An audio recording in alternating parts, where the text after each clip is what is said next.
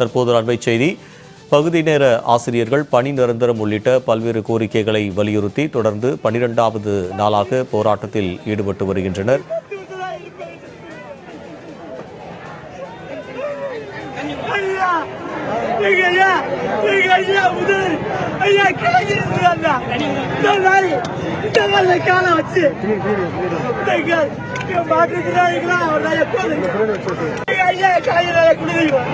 அவர் மகன் சொல்றீங்க எங்களுக்கும் இத்தனை வருஷமா சொன்னீங்க ஐயா ஐயா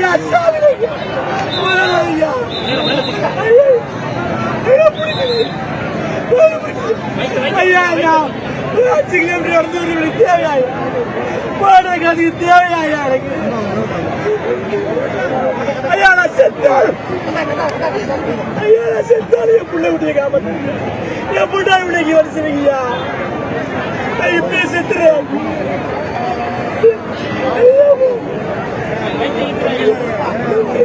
போராடுவோம் போராடுவோம் போராடுவோம் கொஞ்சம் வந்தாங்க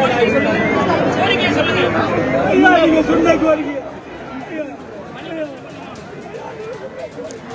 விளம்பர திமுக அரசுக்கு எதிராக பகுதி நேர ஆசிரியர்கள் 12வது நாளாக போராட்டத்தில் ஈடுபட்டு வருகின்றனர். கூடுதல் விவரங்களை செய்தியாளர் ஜெயலானி வழங்க கேட்கலாம். ஜெயலானி, விவரம்.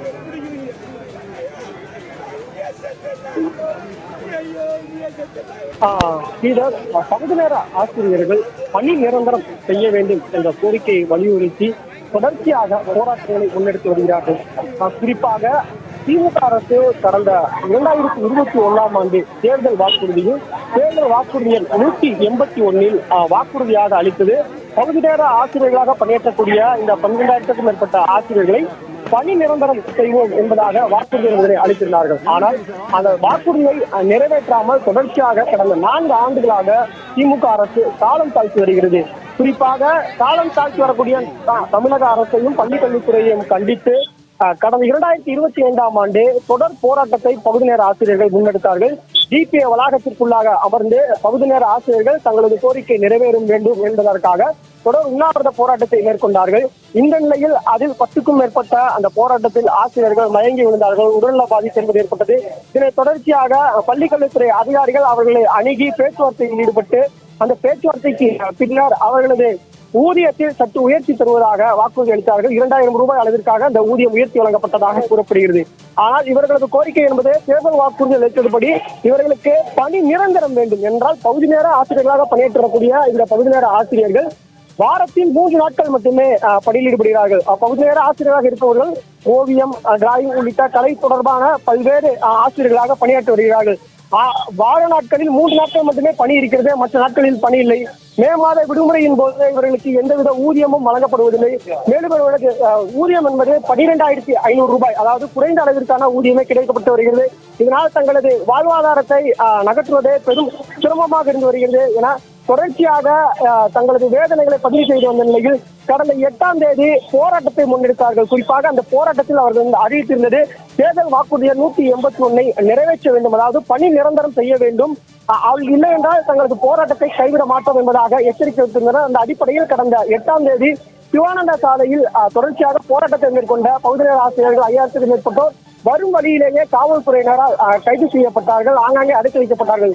அன்று தொடங்கி இந்த போராட்டம் என்பது தொடர்ச்சியாக 12வது நாளாக இன்று வரையிலும் தொடர்ந்து நடைபெற்று வருகிறது. ஒவ்வொரு நாளும் ஒவ்வொரு விதமான போராட்டங்களை முன்னெடுத்து வருகிறார்கள். குறிப்பாக கடந்த 2-3 தினங்களாகவே டிபிஏ வளாகத்தை முற்றுகையிட்டு தொடர்ச்சியாக போராட்டங்களை மேற்கொண்டுள்ளார்கள். காத்திருப்பு போராட்டம், தொடர்ச்சியாக தர்ணா போராட்டம், முற்றுகை போராட்டம், தற்போது பேரணி என தொடர்ச்சியாக தங்களது போராட்டங்களின் வீரியத்தை அதிகரிக்க வேண்டும் என்பதற்காக ஒவ்வொரு வகையான போராட்டங்களை முன்னெடுத்து வருகிறார்கள். இந்த போராட்டத்திற்கெல்லாம் மைய நோக்கமாக இருக்கிறது அவர்களது பணி நியமனம் என்பது, அதாவது பணி நிரந்தரம் என்பது செய்ய வேண்டும் என்பதே அவர்களது பிரதான கோரிக்கையாக இருந்து வருகிறது. இந்நிலையில் இந்த போராட்டத்தை மேற்கொண்ட ஆசிரியர் ஒருவர் தற்போது மாற்றுத்திறனாளி ஆசிரியர் மயங்கி விழுந்தது சற்று பரபரப்பை ஏற்படுத்தியிருக்கிறது. அந்த ஆசிரியருக்கு சக ஆசிரியர்கள் ஆங்காமையிலிருந்து தண்ணீர் உள்ளிட்டதை கொடுத்து எழுப்பியதற்கு பிறகாக அவர் சாலையிலேயே தண்ணீரோடு படுத்து உருளக்கூடிய காட்சிகள் என்பது நம்மால் பார்க்க முடிந்தது.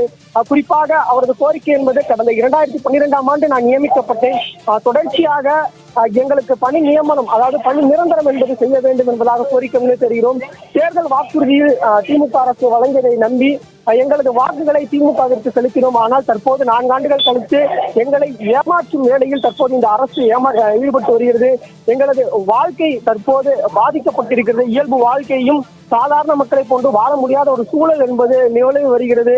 தற்போது இருக்கக்கூடிய பொருளாதார நெருக்கடியால் பல ஆசிரியர்கள் தற்கொலை முயற்சியும் கூட மேற்கொள்வதாக வேதனை தெரிவித்தார்கள். தொடர்ச்சியாக தங்களது கோரிக்கை நிறைவேறும் வரை அந்த ஒற்றை கோரிக்கையான பணி நிரந்தரம் என்ற கோரிக்கை நிறைவேறும் வரை தொடர்ச்சியாக போராட்டத்தில் ஈடுபடுவோம் என்பதாக தெரிவித்து இந்து பேரணியில் ஈடுபட்ட 6000க்கும் மேற்பட்ட ஆசிரியர்கள் தற்போது ராஜரத்னம் மைதானம் அருகில் இருக்கக்கூடிய சாலையில் அமர்ந்து தமிழக அரசை கண்டித்து கோஷங்கள் எழுப்பியவாறு போராட்டத்தை மேற்கொண்டு வருகின்றனர். விரிவான தகவலுக்கு நன்றி ஜெயலானி.